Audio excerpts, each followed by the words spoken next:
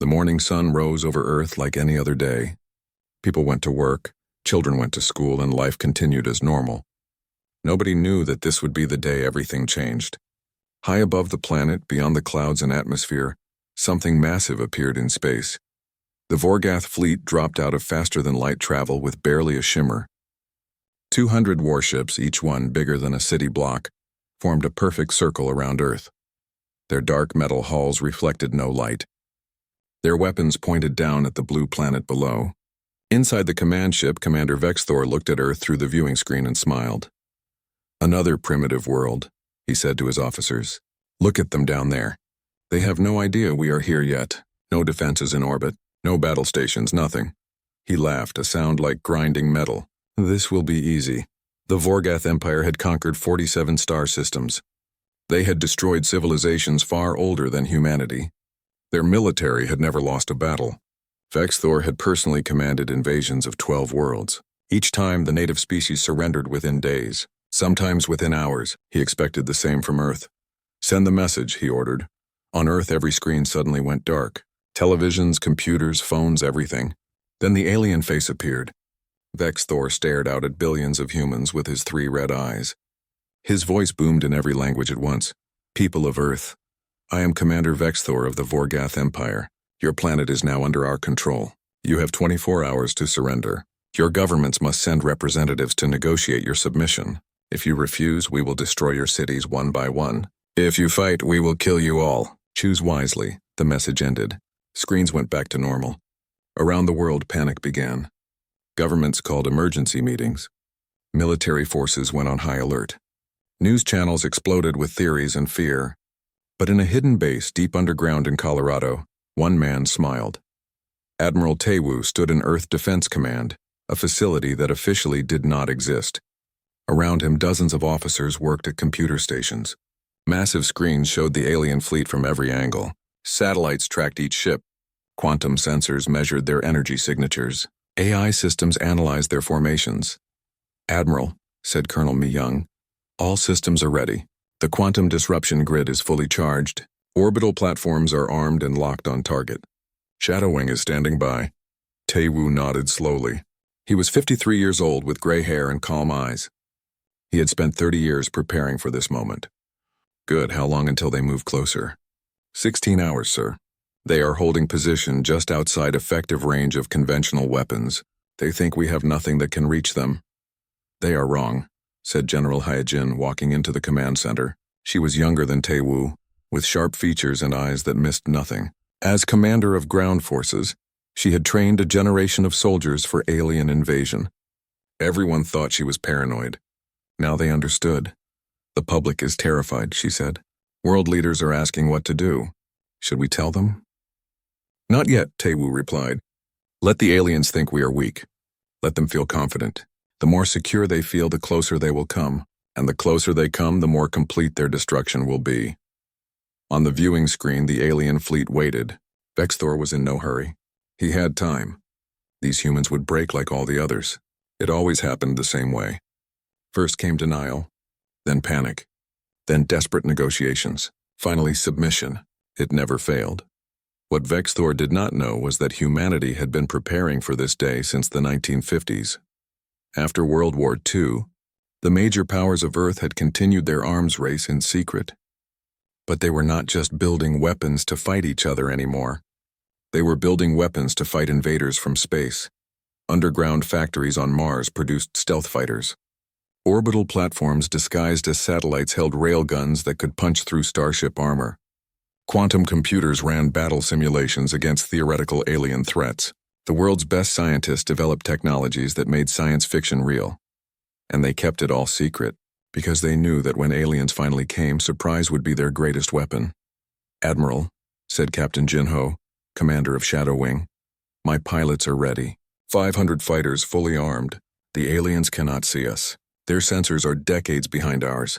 We can be on them in 3 minutes. Stand by," Tewu ordered. "We wait for my signal." The hours passed slowly. Around the world, people watched the sky with fear. Governments debated surrender. Religious leaders prayed. Scientists offered their services to the aliens. Nobody knew that deep underground, Earth's true defenders were counting down to war. Vexthor grew impatient. 20 hours had passed and still no response from Earth. These humans are fools, he said. Do they think silence will save them? Move the fleet closer, show them our weapons, make them understand there is no hope. The Vorgath ships began to move, gliding through space toward Earth. They came within range of the moon's orbit. Still no response from the planet below. Still no defenses appeared. Vexthor laughed. Charge all weapons, he ordered. When the deadline expires, we will destroy New York City as an example. Then they will beg to surrender. In Earth Defense Command, Admiral Tewu watched the alien fleet move into position. Every ship was now within range of all Earth's hidden weapons. The trap was set. He looked at the countdown timer. 1 hour remaining.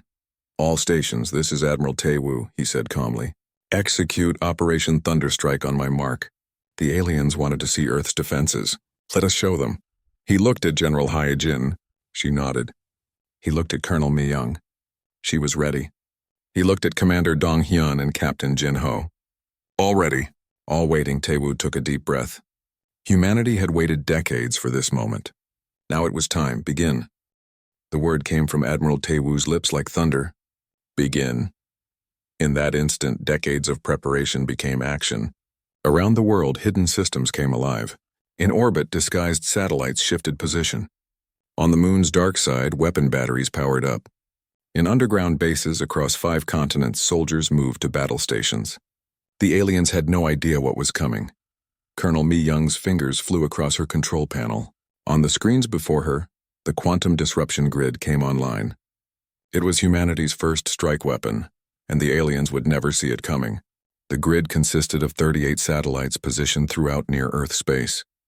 Each one held a quantum emitter capable of disrupting electronic systems across millions of cubic kilometers. Grid charged to full power, Mi Young reported. All targets locked. Ready to fire on your command, Admiral. Tewu looked at the alien fleet on the main screen. 200 ships completely unaware. Their shields were down. Their weapons were in standby mode. They thought they were safe. They thought humans were helpless.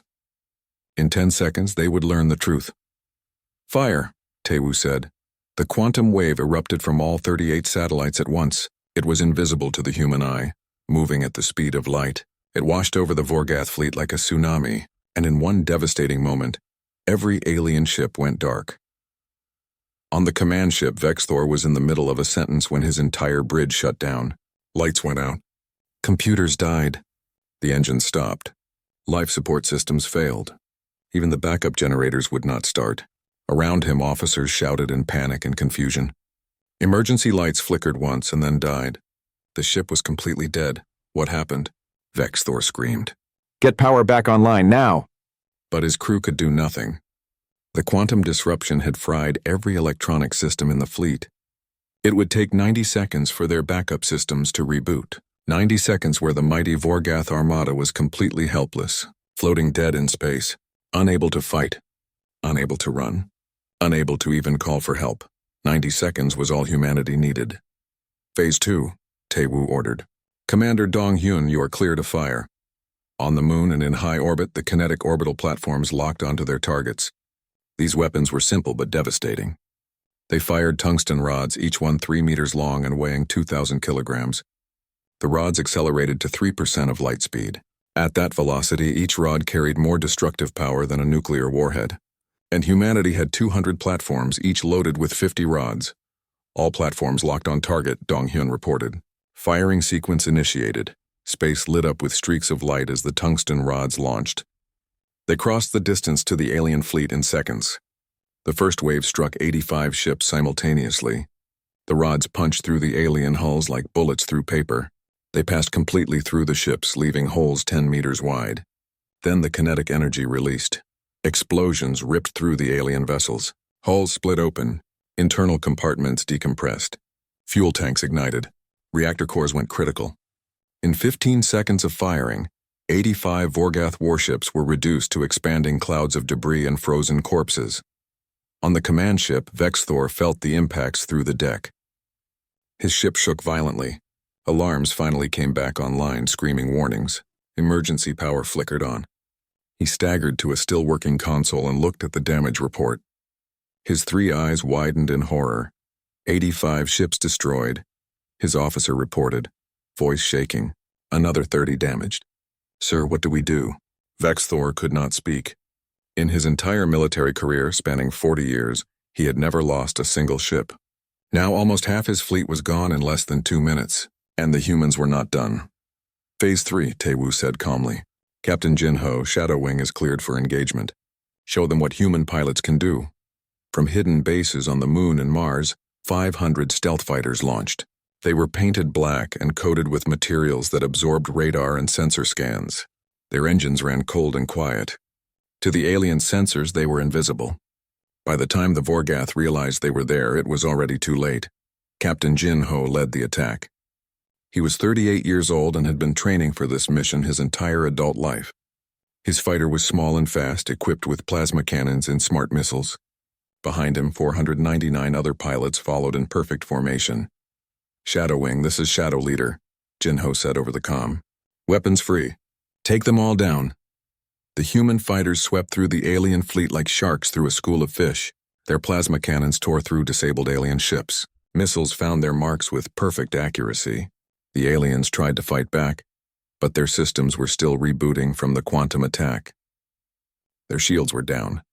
Their point defense was offline. They were sitting targets. Jinho's fighter danced between 2 enemy cruisers, firing continuously. His plasma bolts cut through the first ship's hull, detonating the ammunition storage inside. The ship exploded in a ball of white fire. He rolled his fighter and locked onto the second cruiser. 3 missiles streaked from his wings. They impacted the engine section. The ship broke in half, both pieces spinning away into space. All around him, his pilots were doing the same. They moved with precision and speed that the aliens could not match. Every shot counted. Every missile hit its mark. The Vorgath fleet was being torn apart piece by piece. Sir, an officer shouted on Vexthor's bridge. We have fighters everywhere. Small craft, hundreds of them. They appeared from nowhere. Return fire, Vexthor ordered. Get our shields up. Launch our own fighters. But it was too late. The human fighters were too fast, too maneuverable. Alien gunners could not track them. The few alien fighters that managed to launch were shot down within seconds. The Vorgath weapons, designed to fight large capital ships, were useless against such small and agile targets. In Earth Defense Command, the main screen showed the battle in real time. Green dots representing human fighters swarmed through the formation of red dots that were enemy ships. One by one, the red dots disappeared. The alien fleet was being annihilated. General Hyejin stood beside Taewoo, watching the display. They never had a chance, she said quietly. No, Taewoo agreed. They came to Earth expecting to find primitives. Instead, they found humanity at war. And humanity has been perfecting war for 10,000 years. On the screen, another wave of enemy ships exploded.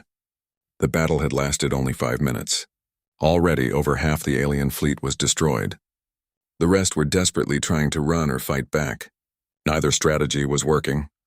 Shadow Leader took command. Jinho's voice came through the speakers. Enemy fleet is breaking formation. Some ships attempting to retreat. Orders? Taewoo's expression did not change. Pursue and destroy. Let none escape. Understood, command. Shadow Wing, you heard the Admiral. Hunt them down. The human fighters broke into groups and chased the fleeing alien ships. There would be no mercy. There would be no survivors. The aliens had come to destroy Earth. Now Earth would show them what destruction really meant.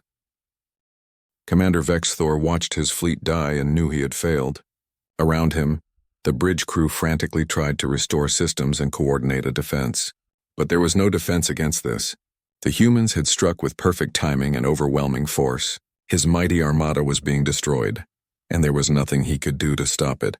Commander, his tactical officer shouted, 37 ships are reporting critical damage. 16 have lost main power. 8 are evacuating crew. Sir, we need to retreat. The word tasted like poison in Vexthor's mouth. The Vorgath Empire did not retreat. They conquered. They dominated. They crushed all opposition. But now facing these humans, retreat seemed like the only option, if any option remained. Launch all escape pods, Vexthor ordered. Get our soldiers to the planet's surface. If we can take hostages, we can negotiate. Send 50,000 troops now. Across the damaged fleet, escape pods began launching. Thousands of small craft streaked toward Earth. each one carrying between 10 and 20 Vorgath soldiers. They were trained warriors, equipped with energy rifles and armored suits. On every world they had invaded, ground forces had turned the tide. Bexthor believed they could do the same here. He was wrong. In Earth Defense Command, General Heijin watched the pods descend. She had trained for this scenario 1,000 times. Alien ground invasion, enemy troops landing on Earth soil. Every military planner's nightmare. Except Heijin had spent 20 years preparing for exactly this moment. Track all landing zones, she ordered. Alert ground forces. Execute Defense Protocol 7. I want every alien landing site surrounded within 10 minutes of touchdown. Yes, General, her staff responded. Across the globe, military units mobilized. They had been waiting on standby since the alien arrival. Now it was time to fight. The first pods crashed in the Nevada desert. Vorgath soldiers emerged, their weapons charged and ready. They expected to face frightened civilians or poorly equipped military forces. Instead, they found hell. Major Kyung-soo commanded the response in North America. He was 42 years old, a veteran of 3 wars and absolutely fearless. His force consisted of 500 soldiers equipped with powered exoskeletons that doubled their strength and speed. They carried plasma rifles that could burn through any armor, and they had been training for alien combat since the day they enlisted. All units weapons free, Kyung-soo ordered. Show these aliens what happens when they invade Earth. The human soldiers appeared from behind sand dunes and rocky outcrops. Their exoskeletons allowed them to move with incredible speed. They fired as they advanced, their plasma bolts finding targets with deadly accuracy. The aliens tried to return fire, but their energy weapons barely scratched the human armor. Within 3 minutes, the entire alien landing force in Nevada was dead. Command, this is Desert 1, Kyung-soo reported. All hostiles eliminated. 0 friendly casualties. Moving to next landing zone. In the European Alps, another group of aliens landed in a mountain valley. They thought the terrain would give them cover and defensive positions. Lieutenant Sora proved them wrong. She was 29 years old, brilliant at tactical warfare and utterly ruthless when necessary. Don't let them establish a perimeter, she told her team. Use the high ground. Rain fire down on them. Human soldiers positioned themselves on the mountain slopes above the aliens. They used smart mortars that could change course mid-flight to hit targets behind cover. They deployed drones that dropped explosives with pinpoint accuracy. They fired railgun rounds that created shockwaves strong enough to shatter rock. The aliens were trapped in the valley with nowhere to hide and no way to fight back effectively. They tried to climb out, but human snipers picked them off one by one. They tried to dig in, but smart munitions found them anyway. In 8 minutes, it was over. Not a single human soldier had been injured. Command, this is Alpine 1, Sora reported. All targets neutralized. Awaiting next assignment. Across the Pacific, Captain Jae-sung demonstrated yet another way humans had evolved warfare. When alien pods landed near the coast of Japan, he did not even send soldiers. Instead, he deployed drone swarms. Release the swarm, he ordered. 5,000 small drones, each no bigger than a human hand, rose from hidden launch sites. They moved in coordinated patterns controlled by artificial intelligence. Each drone carried enough explosive to kill an armored soldier, and they were programmed to target anything non-human. The Vorgath soldiers emerged from their pods and saw a black cloud approaching. At first, they did not understand what it was. Then the first drone struck and they realized their mistake. The swarm descended on them like angry hornets. Explosions rippled through the alien formation. Soldiers tried to run, tried to fight, but there were too many drones and they moved too fast. In 3 minutes, the entire landing force was eliminated. The drones returned to their bases ready to be reloaded and deployed again. Command, this is Pacific 1, Jae-sung reported. Threat eliminated. No ground forces required. In Africa, South America, Asia, and across every continent, the story was the same. Alien troops landed expecting easy victories. Instead, they found death. Human forces crushed them with overwhelming firepower and superior tactics. The technology gap that the Vorgath had relied on for centuries did not exist. Humanity's weapons were more advanced. Humanity's soldiers were better trained, and humanity was fighting on their homeworld. General Heijin watched the reports flow in. Landing zone after landing zone, green lights appeared as alien forces were eliminated. Out of 50,000 alien soldiers, less than 3,000 remained. And those survivors were trapped, surrounded, with no hope of reinforcement or escape. Total time since first landing, she asked her aide. 28 minutes. General, Hyjin allowed herself a small smile.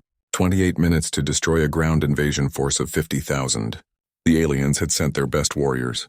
Humanity had sent them to their graves. On the command ship, Vexthor received the reports from his ground forces.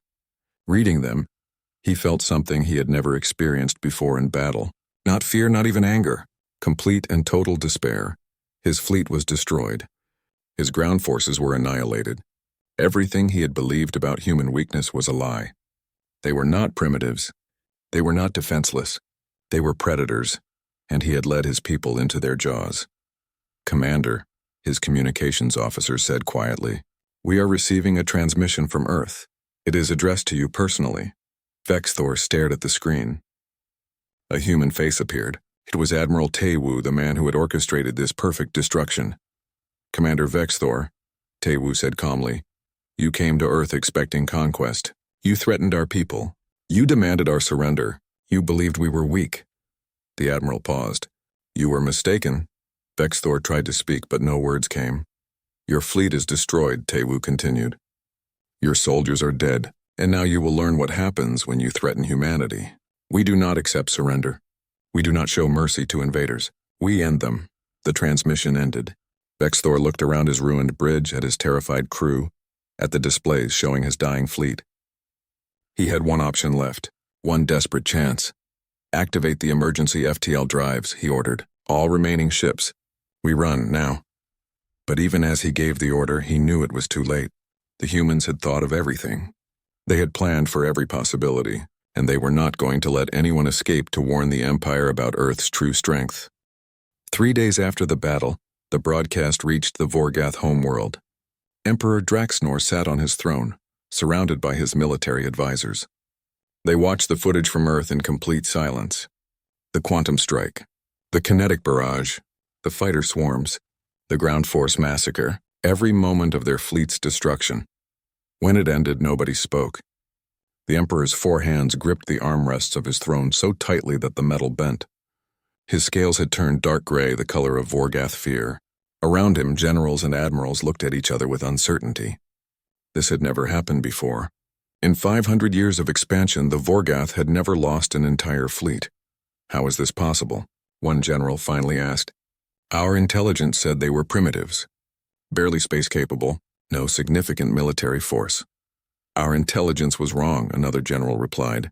"Everything we knew about them was wrong. They hid their true capabilities. They let us think they were weak. And we walked into their trap." Emperor Draxnor stood up slowly. "Show me their location on the star map." A holographic display appeared, showing the galaxy. Earth's solar system was marked in blue. Vorgath territory was marked in red. Between them lay dozens of other systems, some conquered, some independent, some controlled by rival empires. "How many ships would we need to conquer them?" the Emperor asked. His chief military advisor studied the battle footage again.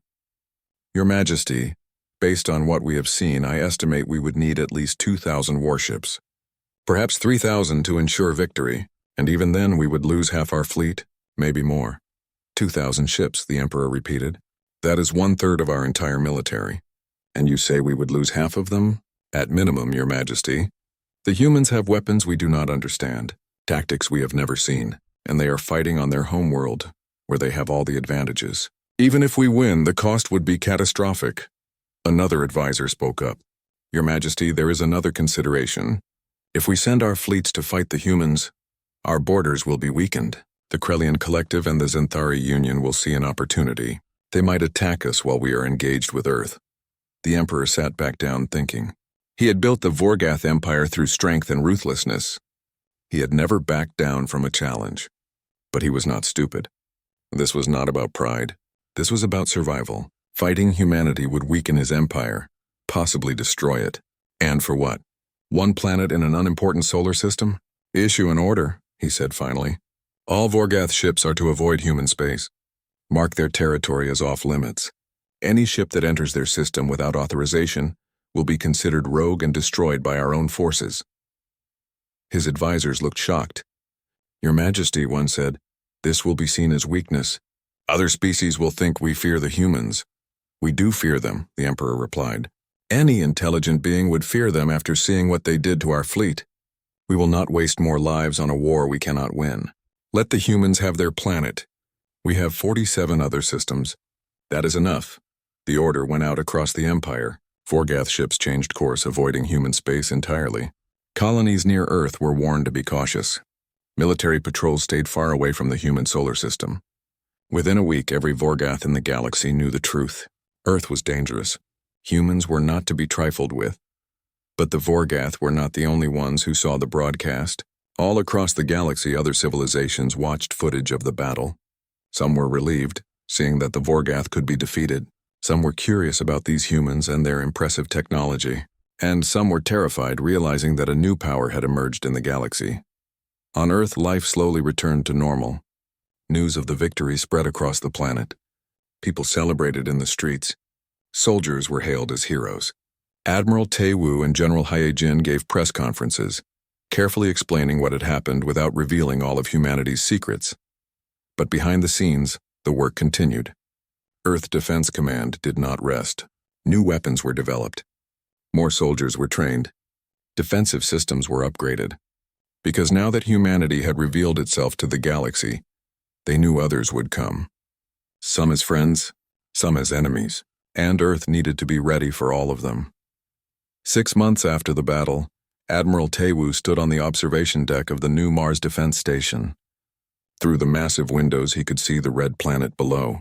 Around it, dozens of ships moved in formation. Humanity's first true starfleet, not hidden anymore. Not secret, open and powerful, patrolling the solar system. General Hae-jin joined him at the window.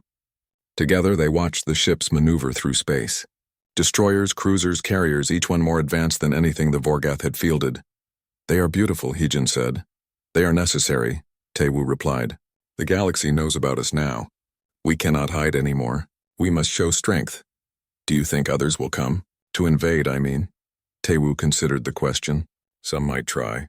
Pirates, perhaps. Small raiders looking for easy prey. They will learn the same lesson the Vorgath did. But the major empires? No, they are not stupid. They saw what we did to a fleet of 200 ships. They know we can do worse. What about allies?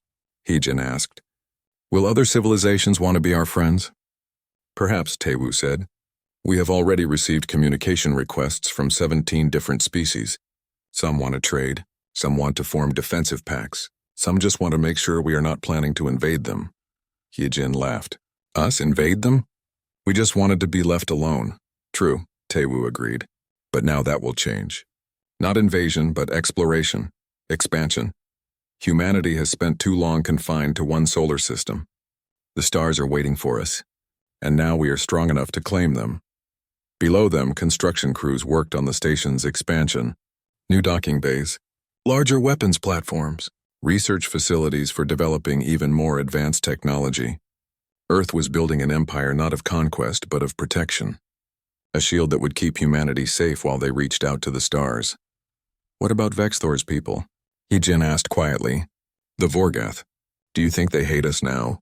Probably, Tae-woo said. But hatred does not matter when it is mixed with fear. They will not attack us again. They know the cost.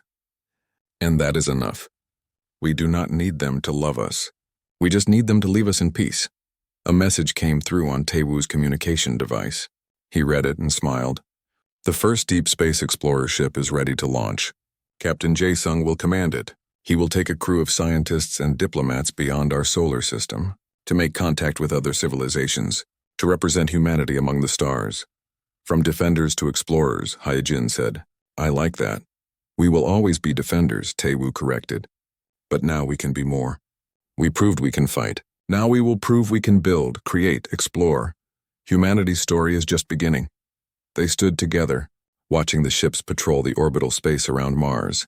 Each vessel represented humanity's determination to survive, to thrive, to reach out to the cosmos and claim their place among the stars. The aliens had come to Earth expecting to find victims. Instead, they found humanity at its finest, united, prepared, unstoppable. And the message had gone out to every corner of the galaxy. Earth was not a target. It was a fortress, and anyone who threatened it would face the full might of human ingenuity, courage, and determination. The age of humanity had begun. Not with conquest, but with victory. Not with aggression, but with defense. And now, with the threats defeated and the galaxy watching, humans would step out into space not as warriors, but as explorers. Not as destroyers, but as builders. But they would never forget the lessons of that day when the Vorgath came. Never forget that peace came from strength. That safety came from preparation. That freedom came from the willingness to fight for it. Admiral Taewoo looked at General Hyojin one last time. Ready for what comes next? Always, she replied with a smile. That is what makes us human. Together they turned from the window and walked back into the station. Behind them, the fleet continued its patrol. Above them, the stars waited. And somewhere out in the vast darkness of space, the galaxy had learned a valuable lesson. Do not threaten Earth. Do not underestimate humanity. And never ever think that humans are easy prey, because when push comes to shove, when their homes are threatened, when their families are in danger, humans become the most dangerous species in the galaxy. The Vorgath had learned that lesson the hard way. Their empire would remember it for generations, and they would never make the mistake of invading Earth again. The remaining Vorgath ships tried to flee, their emergency faster-than-light drives charged up, preparing to tear a hole in space that would let them escape back to their empire. Vexthor gripped his command chair, praying to ancient gods that they could get away, that somehow they could survive this disaster. Then the FTL drives shut down. What happened? Vexthor screamed. Why are we not jumping? His engineer checked the systems, face going pale. Commander, there is some kind of field surrounding us. Space itself is being disrupted. We cannot create a jump window. We are trapped here. In Earth Defense Command, Colonel Subin smiled. She was 36 years old, and one of the greatest quantum physicists on Earth. For the past decade, she had worked on a theoretical project that everyone said was impossible. A device that could prevent faster-than-light travel in a localized area, an FTL inhibitor. She had proven them all wrong. Inhibitor field is stable, Admiral, Subin reported. The alien ships cannot jump. They are locked in normal space. Excellent work, Colonel, Taewoo said. Captain Jinho, how many enemy ships remain? 23 ships still functional, Admiral, Jinho replied. All damaged. Most have partial power only. They cannot fight effectively and they cannot run. Then finish them, Taewoo ordered. Shadow Wing regrouped and moved in for the kill. The alien ships tried to defend themselves. Point defense guns fired wildly. Energy beams lashed out at the approaching fighters. But the aliens were too slow, too damaged, too demoralized. They had come to Earth as conquerors. Now they would die as victims. Jinho's fighter led the assault on a damaged cruiser. His missiles struck the ship's weakened hull, penetrating deep inside before exploding. Secondary explosions rippled through the vessel. The cruiser broke apart, its crew dying in the cold vacuum of space.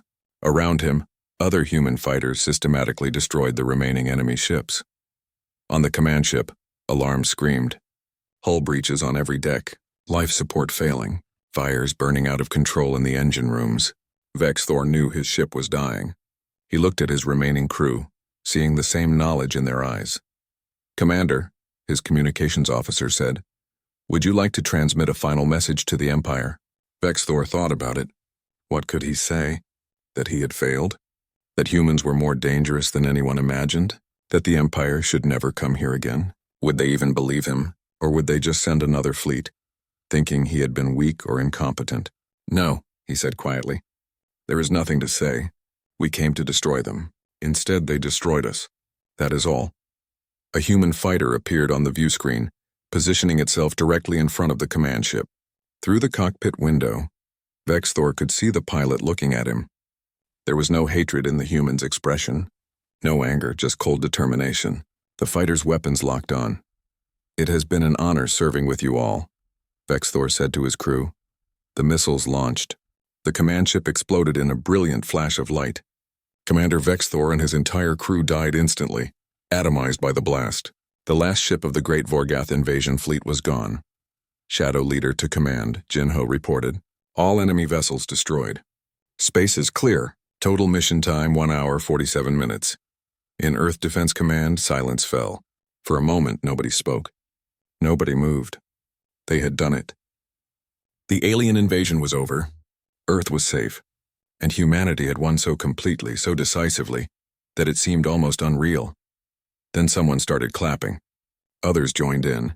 Within seconds, the entire command center erupted in cheers. Officers hugged each other. Technicians shook hands. Even the normally stoic Admiral Taewoo allowed himself a small smile. General Hyojin walked over to him. "Final casualty report, Admiral. We lost 12 soldiers killed in action, 147 wounded. Against an invasion force of over 200,000 aliens." Taewoo nodded slowly. 12 brave souls who gave their lives defending Earth. They would be honored, remembered. But compared to what could have happened, it was a miracle. If the aliens had caught humanity unprepared, millions might have died. Cities might have burned. The planet might have been enslaved. Instead, Earth stood victorious. "Broadcast the footage," Taewoo ordered. "Everything. The quantum strike. The kinetic barrage. The fighter attack. The ground force annihilation, all of it. Send it on every frequency we know the Vorgath use. Let them see what happened here." "Admiral," Colonel Myung asked, "are you sure? If we show them our capabilities, they will know our secrets. They will develop countermeasures." "Good," Taewoo replied. "Let them try. By the time they figure out how we did this, we will have developed 10 new weapons they cannot even imagine. And more importantly, they will know one critical truth. They will know that humanity is not prey. We are predators, and anyone who comes to Earth looking for conquest will find only death." Lieutenant Yuna, the communications officer, began preparing the broadcast. She compiled all the battle footage into one devastating video. The quantum strike that disabled the fleet, the kinetic bombardment that tore through their ships, the fighter assault that picked off survivors, the ground forces that massacred the landing troops, all of it in perfect clarity. "Ready to broadcast, Admiral," Yuna reported. "Include an audio message," Taewoo said. He thought for a moment, then began speaking. His words would be heard across the galaxy. "To the Vorgath Empire and all who would threaten Earth. I am Admiral Taewoo of the Earth Defense Forces.